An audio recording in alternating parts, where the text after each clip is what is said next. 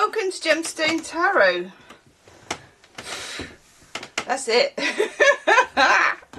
Tuesday, it's always Tuesday. Tuesday, there's a lot of words on this page. Hang on, I'm going to read you some of these.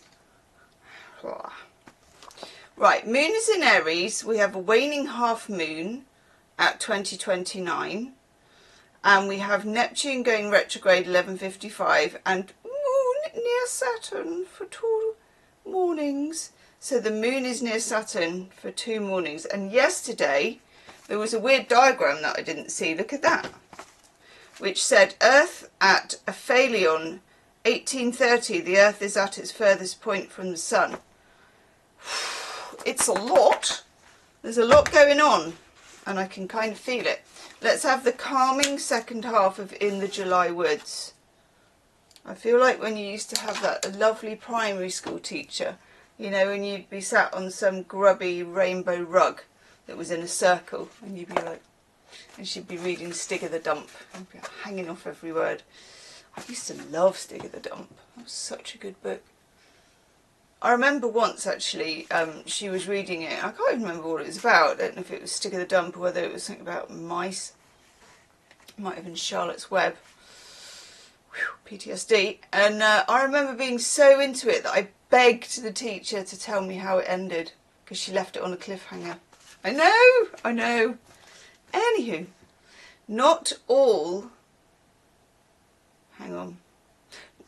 This is to do with, we were talking about mammals picking through leaf litter for beetles and grubs, okay? That was at yesterday's cliffhanger. Not all end up fulfilling their role at the bottom of the food chain, of course, and you may spot the courtship of the silver-washed fritillary butterfly, one of our biggest butterflies. It's mottled orange, but the name comes from its silver underside, flashing as it flies. Pairs carry out elaborate mating dances, looping around in clearings, along woodland rides before the females lay their eggs in crevices of bark or moss. On hatching, the larvae drop to the ground and seek out dog violet leaves. I did not know any of this. In marshy areas, you might find meadowsweet blooming in great clouds. Sometimes the syntax of this book is a bit weird. In marshy areas you might find meadowsweet blooming in great clouds, though you will pick up its sweet and almondy smell first. Okay, this is also the moment for hedge bindweed, which, having climbed every shrub at the woodland edge, now erupts in white trumpet flowers. I think I've seen that. That grows like buggery, doesn't it? But the overarching colour now is green, still fresh, but ever deepening as summer wears on. And then we have approximate sunrise position on the horizon in July, which is equally as baffling as the weird Ashby de la Zouch chart. Look. There. That means absolutely zilch. It's like, to me, that's a row of triangles and then one of those rather 1980s looking suns that used to be on Sun and Moon stuff that I used to like, and probably still do, as a smiley sun face. Gets us nowhere. Let's have some tarot cards. Oh, I have the box here. Ooh, I wonder. Yes. Ow. We're going to use this little Lenormand, The Dreaming Way. I love this little Lenormand. I've also got the tarot that goes with it. We used it the other day and it's very nice indeed. And I also think it's always a good sign if you like the back of the card as much almost as the front. So this is the back. And I just think that there's a certain sort of domestic harlequin thing going on that I really, really dig. Okay. So I do use Lenormand cards in the extended readings, the monthly extendeds. I've got like a red and I've got like a fire Lenormand and I've got an ice Lenormand. I like doing that. Ooh, very nice. Ooh, dodgy. dodgy. Okay. The times are not easy at the moment. Are they ever? I don't know. Are they ever, you know, but I just particularly get that. Yeah. Okay.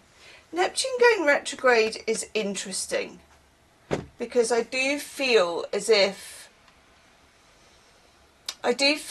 Neptune is, well, look, for example, we've got the clouds, which in Lenormand is a little bit like, not gaslighting, but definitely, so I'm trying to stretch.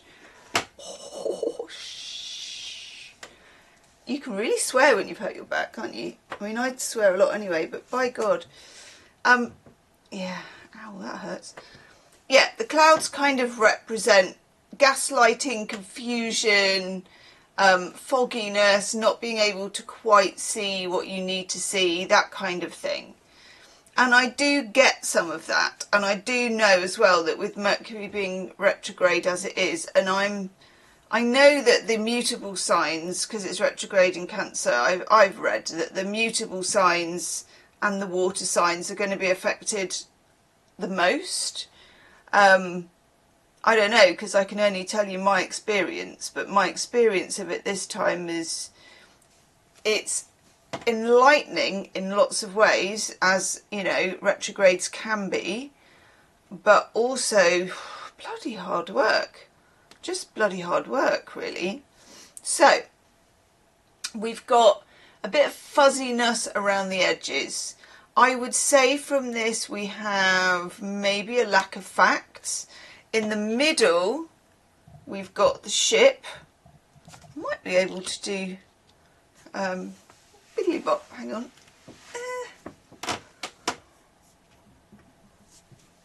Hey, we have.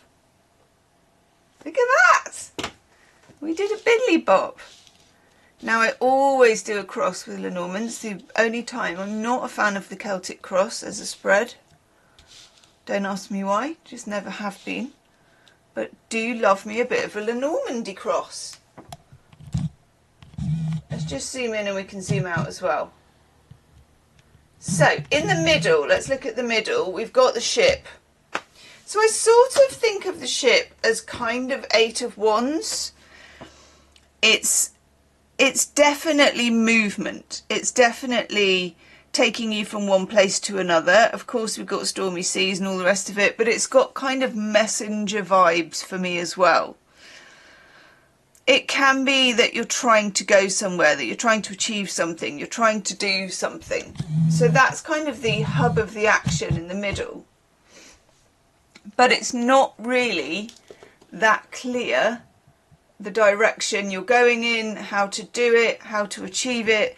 You don't have an awful lot of facts to rely on either. So at the bottom, one of my favourite Lenormand cards is the Anchor. This is just about remaining grounded in these really wafty times, okay? We pay attention to this, and I always pay attention to this in Lenormand.